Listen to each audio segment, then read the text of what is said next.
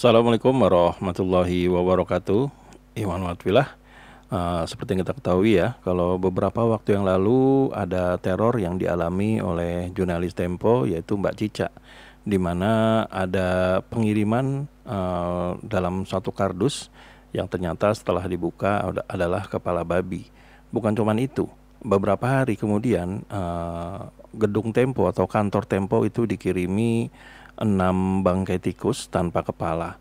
Dan tentu saja hal ini adalah teror yang sangat mengerikan dan juga menyakitkan ya.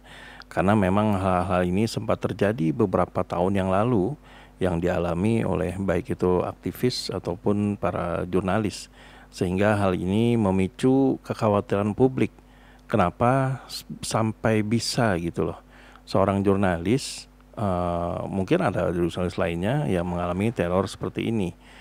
Tentu saja banyak harapan dari masyarakat, pihak dari pemerintahan menanggapi hal ini secara serius. Namun kenyataannya berbeda, karena memang kepala juru bicara dari Istana Kepresidenan, yaitu Bung Hasan Nasbi, itu malah membuat statement yang cukup kontroversi ya, di mana dia mengatakan dimasak aja gitu. Jadi bisa dikatakan tidak ada empati atau rasa penyesalan yang dalam, yang tentu saja hal ini membawa atau mewakilkan dari kepemerintahan. Walaupun pada akhirnya dia membuat klarifikasi bahwa hal itu adalah tujuannya untuk mendukung jurnalis dan mengecilkan para peneror ini.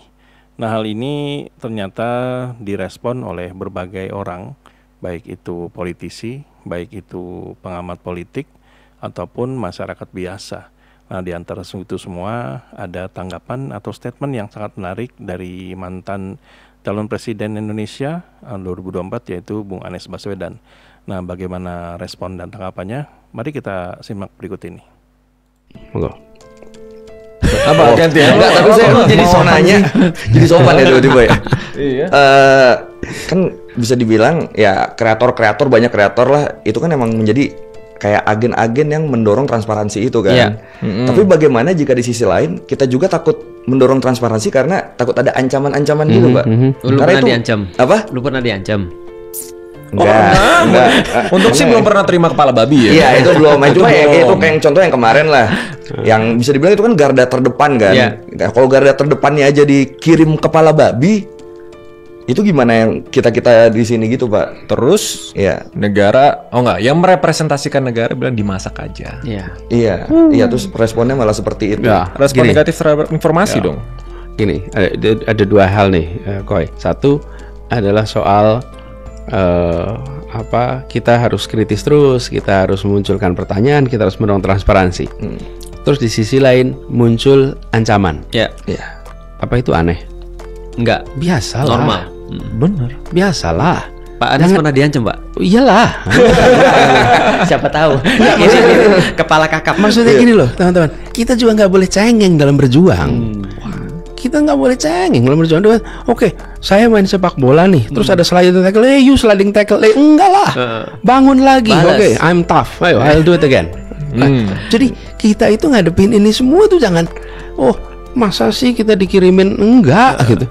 Ya malah kita katakan ini contoh-contoh tindakan biadab primitif yang harus dihapus dari Republik ini. Dan karena itu kenapa kita harus berjuang? Karena kita meniadakan yang seperti ini. Jadi gunakan itu untuk pesan. Dan saudara-saudara semua yang ngirim ini malu. Beranikah yang mengirimkan kepala babi itu bercerita pada suaminya, pada istrinya, pada anaknya? Kalau tidak berani, berarti Anda sedang melakukan hal yang biadab. Dosa tadi. Tunjukkan aja, ayo coba pelakunya. Berani nggak bercerita pada anak istrinya? Kalau Anda pada anak istri nggak percaya, malu. Lakukan tindakan di luar rumah yang ketika pulang ke dalam rumah Anda bisa bercerita dengan penuh percaya diri. Di situ letak manusia Indonesia yang pejuang. Itu. Kirimkan pesan itu. Yuk berangkat yuk. Jangan cemen intinya, jangan cemen. Berangkat yuk, ayo, udah nggak takut lagi gue. Ya, jadi maksud saya ketika mau kritis itu kita sedang melakukan perubahan. Mana ada orang yang sedang dalam situasi nyaman? Ya. Itu jangankan orang sedang pegang kewenangan. Kau tanya sama guru di ruang kelas, pertanyaan kritis, nyaman nggak gurunya? Enggak. Itu dia. Guru kita saja dikasih pertanyaan yang kritis belum tentu nyaman. Iya. Karena itulah kenapa saya sering mengatakan, yuk jadilah guru pembelajar yang siap bertanya apa saja dengan perasaan tenang. Iya. Karena dia bertanya bukan sedang mempertanyakan kredibilitas dia sebagai guru. Kan kalau kita ditanya, kita nggak punya jawabnya, ya tinggal bilang, saya cari dulu ya jawabnya. Kan nggak usah bilang Anda mempermalukan saya sebagai guru. Enggak lah. Betul. Ya bilang aja sebelum tanya, saya akan cari. Nah, sama juga ketika ada yang mengkritik negara. Saya pernah menjadi penyelenggara negara. Iya. Saya pernah jadi gubernur dan kritik macam-macam, dari mulai yang faktual, fiksi, sama fitnah. Itu 3F ada semua di situ. Yang faktual, yang fiksi, yang fitnah. Kita terima semua. Terus apa kemudian marah-marah? Nggak usah. Tidak perlu marah-marah. Kenapa? Saya tidak menempatkan Jakarta itu dalam badan saya. Saya tempatkan Jakarta dalam paha saya. Nah nih, ada orang yang mengkritik Jakarta, maka dia sedang mengkritik urusan yang saya sedang memperbaiki juga. Oke. Bukan mengkritik saya. Mengkritik saya lah. Dipindahin tuh, nggak di sini nih. Pindahin di sini nih. Jadi nggak usah emosi. Iya.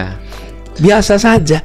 Memangnya masalah yang ada di Jakarta itu baru ada sesudah Anies jadi gubernur? Enggak lah. Itu masalah sudah ada bertahun-tahun. Kali itu saya sedang menjadi gubernur. Ada kritik tentang Jakarta. Ya saya jawab, saya koreksi. Apa yang harus dikerjakan? Apa yang harus diperbaiki? Relax. Nah, tapi bagi pribadi-pribadi yang tidak terbiasa dialog, yang tidak terbiasa, exactly. Ya, itulah tadi statement dari Bapak Anies Baswedan ketika dia ditanya mengenai sesuatu yang memang sedang viral ya oleh para podcaster yang dimiliki atau yang memiliki channel adalah Raymond Chin, di mana Anies Baswedan ini mengatakan ya seharusnya responnya itu memang untuk membangkitkan gairah dan tidak ada rasa takut kepada siapapun, dan terutama dalam hal ini adalah jurnalis Tempo. Nah, Anies Baswedan meminta jangan cengeng, karena memang bila memang kita sudah muncul ke muka publik, apalagi itu sebagai seorang pejabat atau seorang analisis atau seorang pengamat, terus saja teror-teror ini mungkin saja bakal dialami oleh semuanya gitu. Termasuk Pak Anies Baswedan juga mengatakan kalau dirinya juga pernah diteror, sehingga para orang yang diteror ini kalau bisa jangan cengeng, jangan lebay, dan juga jangan malah bersedih dan takut ya. Karena memang sudah seharusnya dimiliki jiwa-jiwa patriotik, jiwa-jiwa yang kuat, jiwa-jiwa yang mampu untuk bertahan, bahkan terus menyuarakan keberaniannya. Jangan sampai teror ini malah mematikan kreativitas mereka. Dan juga Anies Baswedan mengatakan bahwa peneror ini adalah sesuatu tindakan yang biadab. Bahkan Anies Baswedan ini mengatakan berani nggak peneror ini mengatakan apa yang baru dilakukannya itu kepada pasangannya, baik itu ke suaminya, ke istrinya, ataupun ke anak-anaknya. Bila memang dia tidak sanggup dan tidak mau melakukan itu, berarti memang dia sebenarnya sadar bahwa dia baru saja melakukan tindakan yang sangat biadab. Nah, bagaimana menurut teman-teman semua? Apakah sependapat dengan Anies Baswedan atau malah sebaliknya? Justru setuju dengan apa yang dikatakan oleh Hasan Nasbi. Bila memang ada yang ingin disampaikan, silahkan tuliskan di kolom komentar ya. Jadi sampai di sini dulu Iden Project. Bila memang kami ada salah kata atau salah data, kami mohon maaf. Wabillahi taufiq wal hidayah. Wassalamualaikum warahmatullahi wabarakatuh.